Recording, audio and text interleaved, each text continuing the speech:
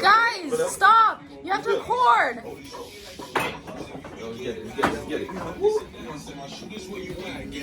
Y'all good? Y'all good? We good? We good? Yo, Ja, what the fuck you doing, bro? Not the bottom. All day. I'm gonna hit it. Pros all day.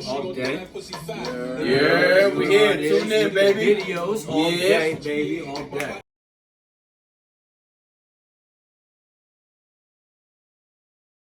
Yeah, we out here, bro. You know the vibes, man.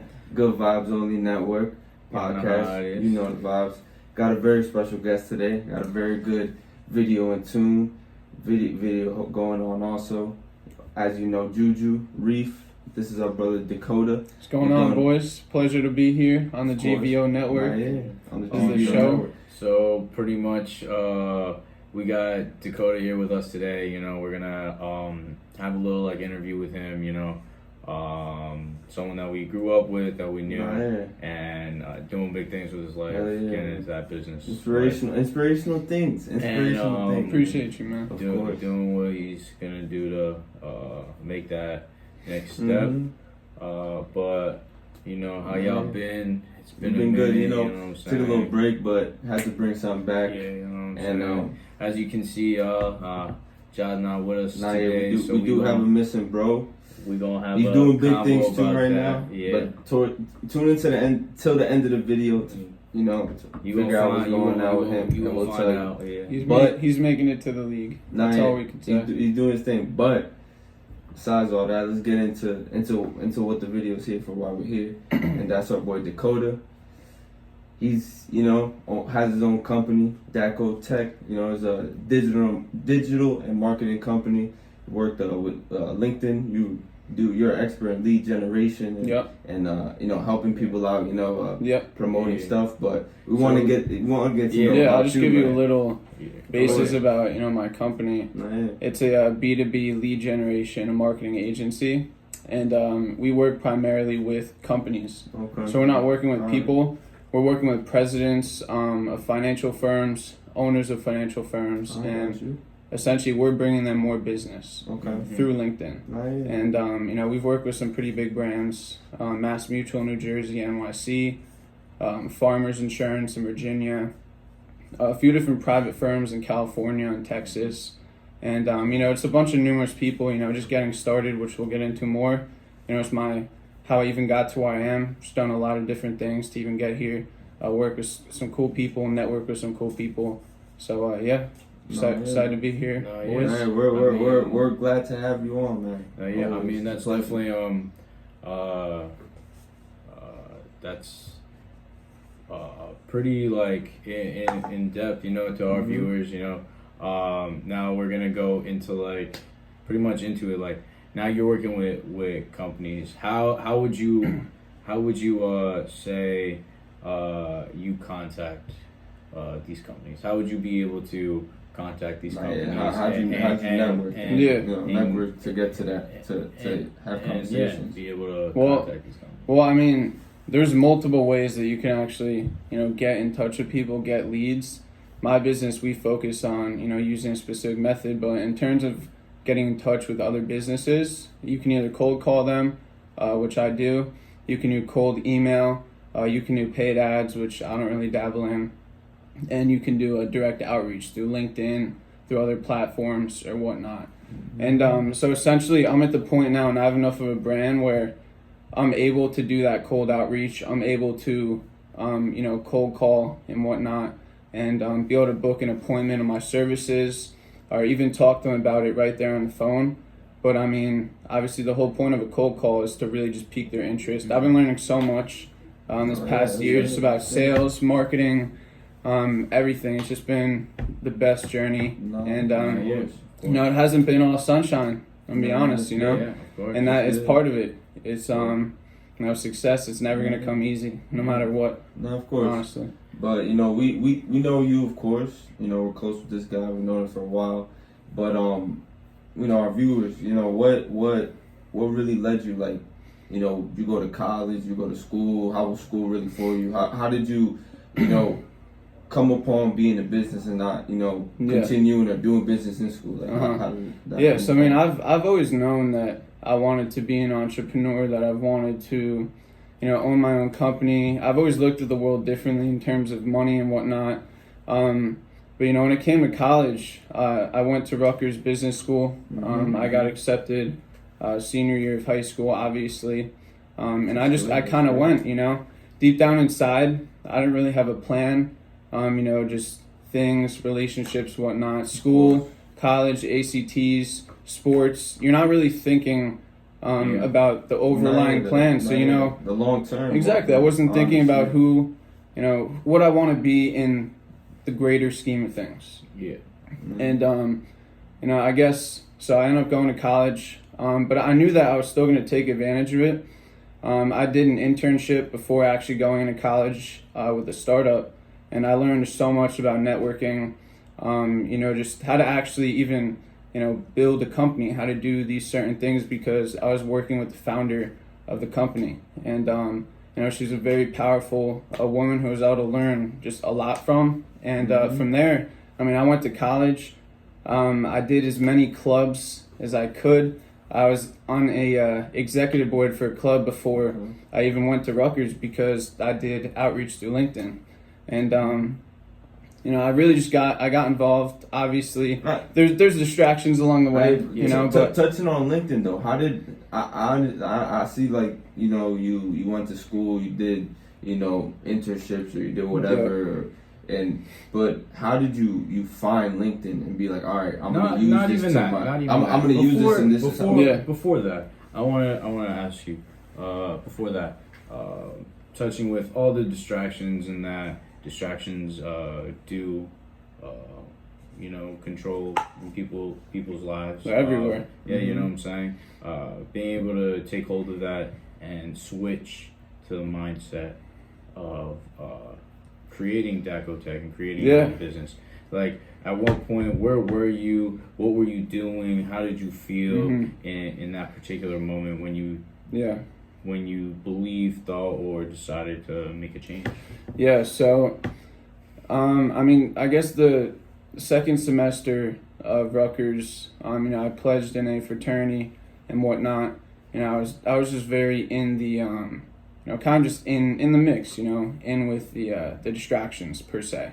Okay. And, from there, I was able to become the president of my pledge class, and that was just a leadership position that, I'm a leader in the, when it comes down to it. I love to lead people towards positive change, and, that was honestly an amazing experience. And, that, just coming off a rough first semester, gave me a, just kind of that confidence back to just inspire and lead people and whatnot. And then from there, COVID happened, and, we got sent home, and, for the first week, I was just kind of lost, not really doing anything. I wasn't networking. I wasn't meeting new people. I felt like I literally just got thrown back into that environment that, all of high school I'm looking at to get out of, and I'm just back here, and so those few weeks, I didn't realize it in the moment, but I do now looking back on it. That was really just a reflection.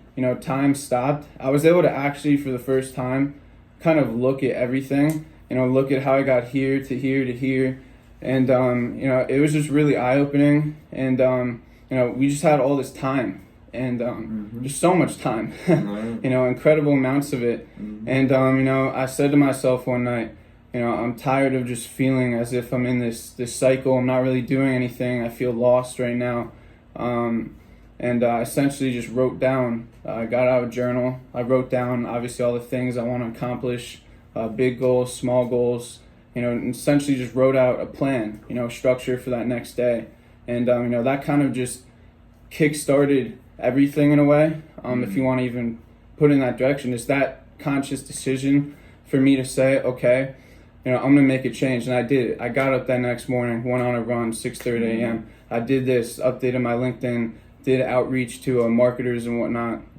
And essentially, I realized that the whole world had gone digital, obviously, and everyone's online now. So I said, okay, I already have a LinkedIn profile that, I already put a lot of time into in college, for jobs or whatnot. But, I realized that I could use that to essentially get in touch with people and start networking and start doing exactly what I was doing at college, with, the internet through, not an infinite, but hundreds of millions of people you can connect to. Hey, but touching back to when you said like you finally like decided to change. You know what I'm saying? You said I'm gonna take that leap. I'm gonna take that conscious decision. To do a business and not to just take the traditional route. You know what I'm saying? What would you tell people that are watching this video or anybody that you'll ever meet that are telling you they can't take that leap or they won't? What would you tell them? From your personal experience, what would you tell them? I would tell them that the moment that you realize that literally the only thing stopping you in this world is what's right here in your mind, then you'll honestly understand that you have limitless potential. We don't understand that we're super powerful. I mean, beyond ways that we can even imagine, honestly. We have all these distractions, like you said. When you really start to look at it, you start to use your time wisely. You start to put, positive manifestations into your body and your mind. You can literally do anything. Literally, and I read a book called Think and Grow Rich by Napoleon Hill around that same time that I made that decision. And, it really just opened, my mind up. This book, I think, was written, in 1930s, 1940s or whatnot.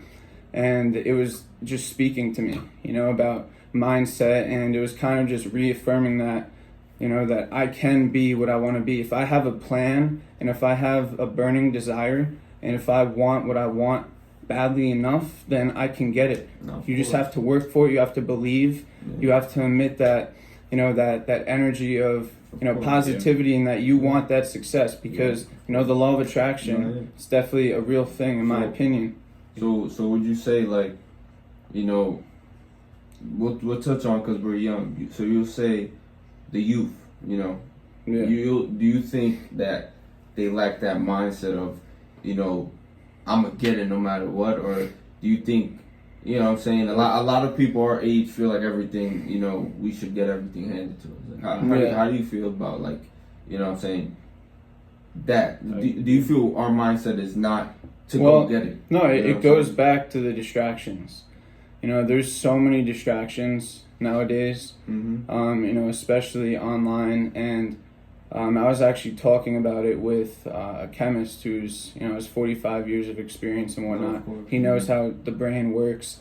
And we were talking about how, how the brain actually releases dopamine. And the reason that function is there is to reward you for doing something productive. So you're supposed to get that after you do something productive, not before you do it. And so essentially, drugs, they hijack that mechanism and, you're getting that dopamine before, which makes you lazy and whatnot. And not even just drugs, notifications from your phone, social media, that is giving you that hit of dopamine. And it's making you not even think about your ambitions, your goals or whatnot. And we're literally just living our lives from a screen, honestly. Yeah, and the crazy thing is that there's opportunity beyond that. It's a double-edged sword. It really, there's amazing things about it, and there's also terrible things about it. Because personally, I'm gonna tell you, because especially starting YouTube with my brother Sharif and Johnson, it's difficult sometimes because it's like, yes, I'm doing this and I'm going forth with being, a social media influencer or what have you. But in my mind, I don't think of it like that. I'm thinking of it, as I want to work hard, and you can label me one thing, but once I get to that one thing, I'm gonna change your mind. You know what I'm saying? And it's, I don't know. I just feel like I just feel like also with that, it's like me personally, I have to put down my phone. You know what I'm saying? Like I put down my phone. I sign out of social media, and I don't do that for a day or two because you have to, bro. That's rewarding yourself, honestly, because you get more productive. You do stuff you don't really do. You're putting yourself back into this actual world. You're grounding yourself from people, who are literally just posting the highlight of their life. That's not how life. It's not how life works. There's ups and downs, and that makes other people obviously depressed. And it's how it is, that people compare themselves to each other. It's So we'll you know. switch it. I'll tell you this, right? Yeah. I'll tell you this, right? So now, do you think now more people, right? Do you or yourself? You know what I'm saying? As me, you know what I'm saying. I have my view on this as well. Do you believe that more people should really believe a lot more in themselves and take a more go get it attitude? Yeah, you know what I'm saying. Honestly, I think there's more risk right now for people, our age. I think there's more risk to not go take that leap of faith, than to just stay where you are and not do anything. You're risking not having your dream. You're risking not actually accomplishing what you want in life, because at the end of the day, it's not even about the money. It's about the happiness. It's about the time. It's about the freedom. It's about being able to live your actual life. And I think that, if people just believe in themselves, and that if we were told from a young age that, if we do have a creative idea, that you can accomplish it, that if we think outside the box, that you're not bad, but you're learning, you're growing. And I think that the education system in some sense can be very one-dimensional, and it takes away from that creativity and that belief. Of course. So now with that, I know with your work, obviously this is something that you do. It's a full-time type of deal. Is this like, this is a full business? You're doing good type deal. You know what I'm saying? Yeah. I also know you dabble in stocks. You know what I'm saying? You try to have your money work for you. No, of course. Outstretch your bread. You know what I'm saying? Get that passive income. With passive income being like a large, like a really like large like type of thing happening, you know what I'm saying? And people are getting into that more often now. Yeah. What do you think about that? Like, well, I mean, I think the market right now it's unlike anything we've ever seen, honestly. I think that we're gonna see probably one of the biggest pushes, and I mean upwards, post COVID opening up the country, and with all this money that's been pumped into the economy, I think the stock market over the next year or two maybe will just continue to go up. But I do think that probably within 2, 3, 4 years, there will be some sort of crash or recession or whatnot. And I don't mean to be pessimistic. I've studied, a lot of the market crashes that have happened throughout this country. And, in 2020, we printed more money than we did in the past 200 years of our country actually ever existing. In total, we printed more than 50% of the amount of money that was actually in circulation. And so the thing that scares me the most is that what we're seeing right now, this growth, it's a bubble.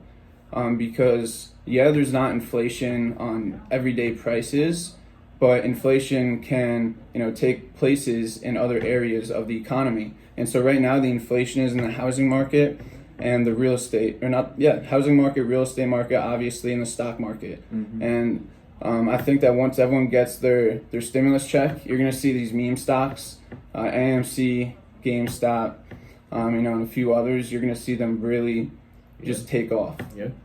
No, I mean, do you think that they'll ever change, or like say like a mortgage tax or a real estate tax, or taxes like that, housing tax?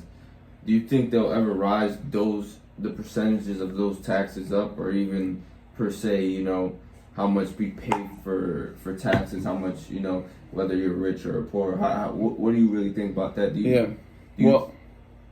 I mean, I think that's always going to fluctuate no matter what. They're always going to be changing and correcting, because at the end of the day, there's no perfect way. Perfect isn't a real thing. Obviously, that's always going to be changing.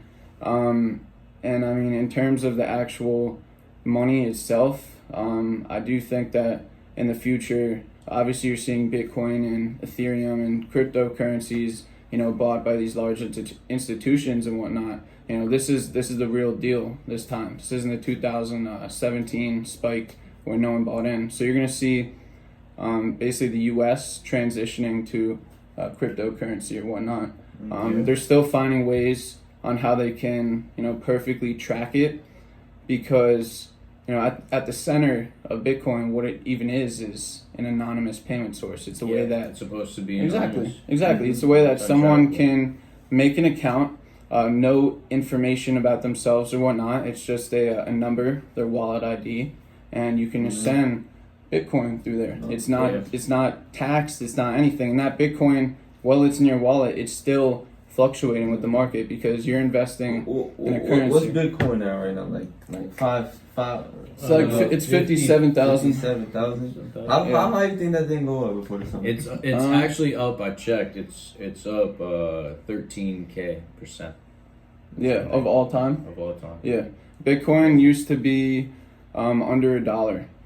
Yeah, I was watching a documentary actually about Bitcoin people from 2000, I think 16, 15, and it was basically these people who were believing in Bitcoin. No one was believing in it and whatnot, and they were literally advocating for this thing for years and years. They were building their careers off it, investing when it was literally $10, $20, $40. They were excited when it hit 200.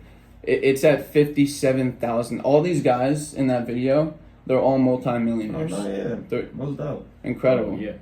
Oh yeah. Yeah. And I mean that's shit.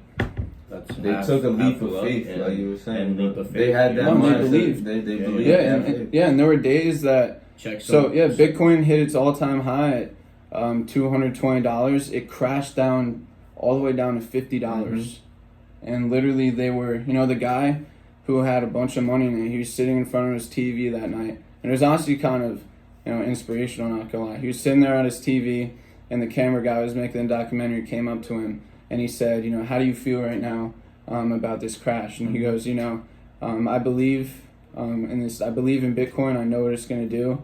And he goes, it's just, one of those days. You just got to keep going. And you could see how I wouldn't say defeated, but you could tell obviously that hurts. He probably lost hundreds of thousands of dollars. But if you think about it in the long term, and obviously he kept holding because he believed. This man is a multi-millionaire. And that goes back to just belief. With a lot of crypto keys. With a lot of cryptocurrency. Just chilling. Yeah. Just chilling, man. That's crazy, man. That is crazy. The crypto key, the stock keys, that's crazy. I never really. Our world is really changing, man. Touching on that, it's just crazy that, like, people save all their money. You know what I'm saying? People are taught, save all your money, put it in banks. You know what I'm saying? Yeah. But the new thing is, you know what I'm saying, like, it's crypto. It's stock. It's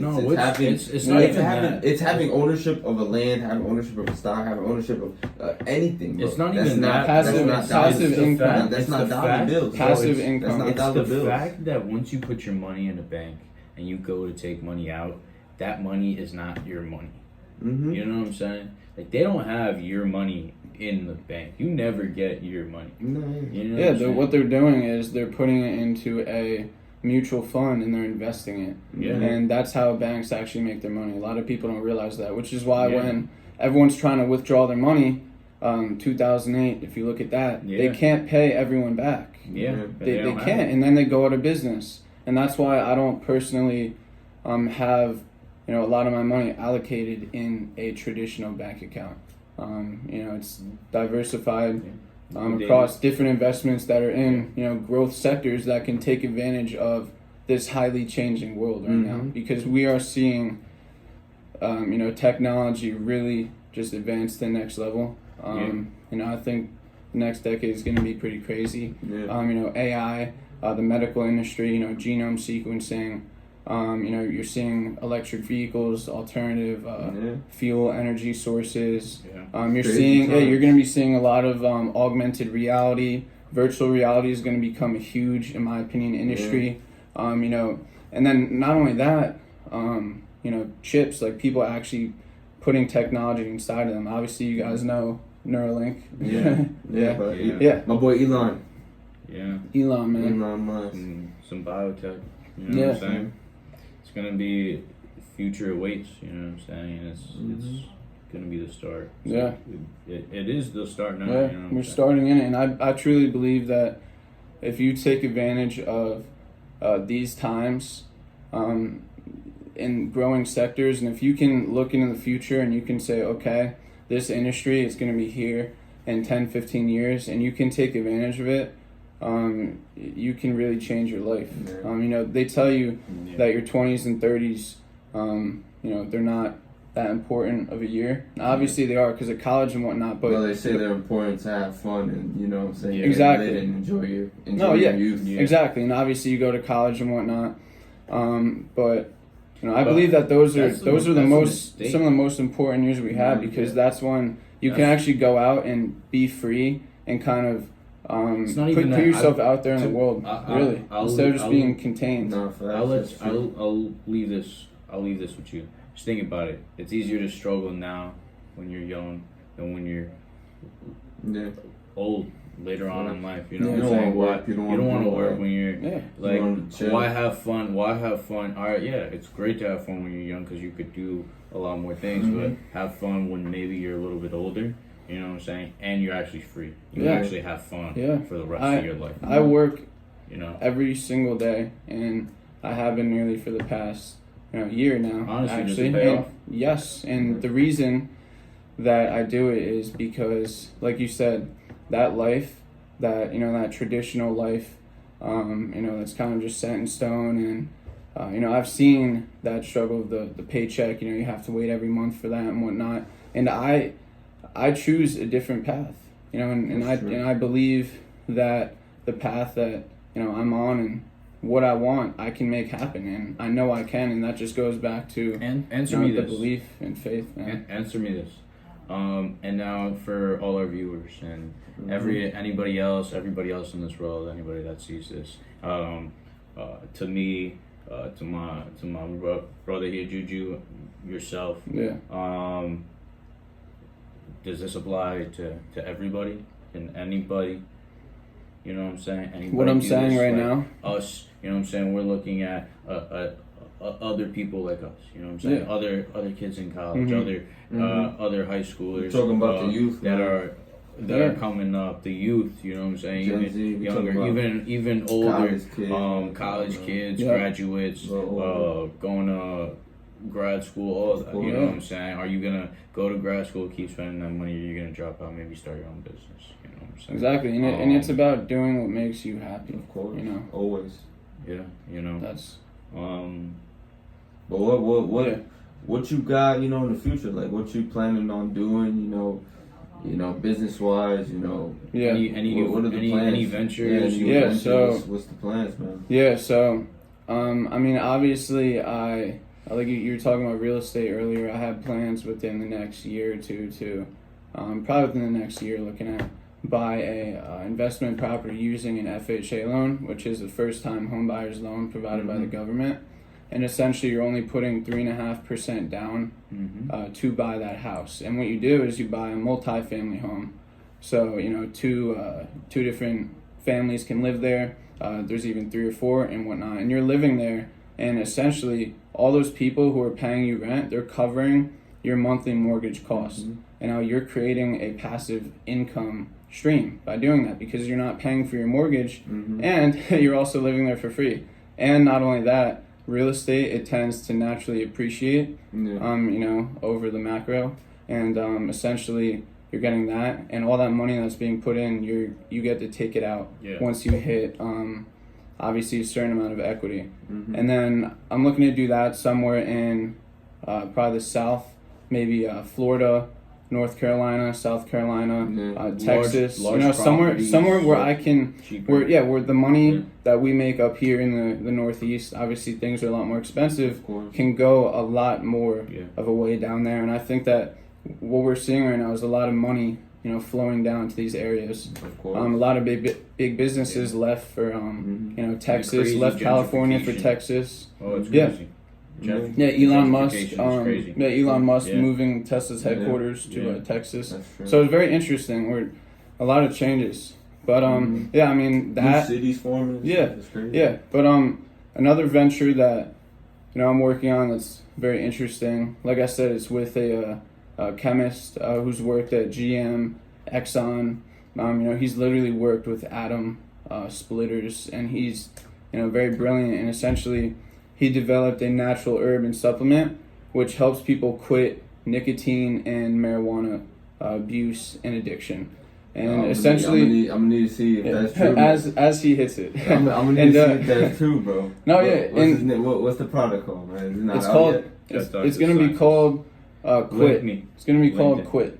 Mm. QUITT, and there's gonna be different brands underneath it. Gotcha. And essentially, what's interesting about it is so the solutions that are out now, that what you're hitting is technically to quit smoking. What they're doing now is they're just giving you a different form of nicotine. They're not actually fixing the underlying problem because they want to keep you in that business because you are their client, their consumer. They want to keep you there. They want you to think that you're quitting, Chantix or whatnot. Right. That Chantix that has so many side effects, it's ridiculous, And the reason that it even has side effects, he was telling me, is because they had essentially they found a natural composition that was able to solve the problem, but they genetically modified it so that they could actually patent it and then make it theirs. And so that genetic modification is what causes those side effects. And so essentially, what this does, it focuses on restoring the receptors in your brain that actually get damaged from using nicotine and marijuana. And essentially, all those receptors, they're being weakened so much, an incredible amount. And you need to restore the sensitivity back. And so essentially how it works, it's a 2-step program.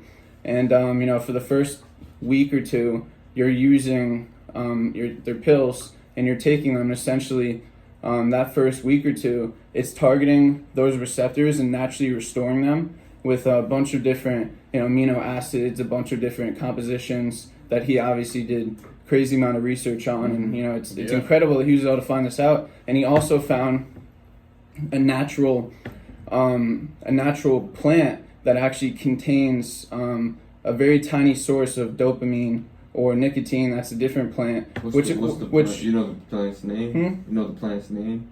Name of the plant? It's a plant that's in Africa and Southeast Asia. Gotcha. I don't know if he wants me necessarily revealing it on video. Because I'm not sure. We won't do that. Yeah, no. But essentially, but essentially, it's what it's doing is those, that combination and that external source of nicotine or dopamine. It's making those withdrawal symptoms go away. The irritability, the anger, the nausea, whatnot, anxiety. It makes that go away through a natural plant. No chemical or whatnot, and it's also restoring your receptors. And so essentially, you're having your brain restored through natural, and natural remedies. Exactly, and essentially Good from good. Yeah, and it's crazy. It's incredible, honestly. Yeah. And basically he was using this product. He was testing it on essentially a family member who had nicotine addiction and whatnot, and it worked. It helped her quit, and it's incredible and whatnot. Nice. And It's a new venture. yeah, no, it's amazing. So essentially, I went to him, and I said, that's incredible. Are you going to patent this or whatnot? And he said, no, I wouldn't patent it. I would keep it essentially a trade secret, which is what Coca-Cola does. And I said, Edward, this is an incredible thing. I know you already have a bunch of ventures in your hand. I want to do this with you, man. I want to build this with you. Because he already had mentioned that he already owns 3 businesses. He's an entrepreneur. He's like so many ideas, so little time. And I said, let's do this together. We both have our own businesses. We can work on this on the side. And so, like I said, man, you just have to create those opportunities. Yeah. And now we're doing this thing. We've talked to a bunch of different professors. We've talked to different research laboratories, different investors and whatnot. And so it's really cool. Yeah, you know what I'm saying? Cool. It's fun to do that also work in my main business and. Yeah. So like, of course. you have a variety of ventures. Yeah, what you're doing. You got different ventures. You're working, but you're also having fun. It's experience. You know what I'm saying? I love that's fun. You get. I'm learning so much, man. Learning so much. Do new that's things. Man. Yeah. Yeah. But it was great having you. Yeah, it was great. This is awesome. It's great having you, and I know you keep going for another hour or two. Of course we gotta cut it short sometimes, but I'm glad. I hope the people watching, viewers or new ones, old ones, enjoyed video and got to know something. You can check him out. Links will be in the description as Instagram. Also check his website will be in the description down below, dakotech.com. If you ever need any, you can leave it off. I'll let him say it. I'll let him give it. I'll let him say it, man. Well, I mean, presidents of financial firms. I would assume there's not really any presidents of financial firms watching this, but maybe if you know anyone, referral. Hey, but we're not. Know who stumbles upon the video. Not even that yourself. You know what I'm saying? You want to build your LinkedIn.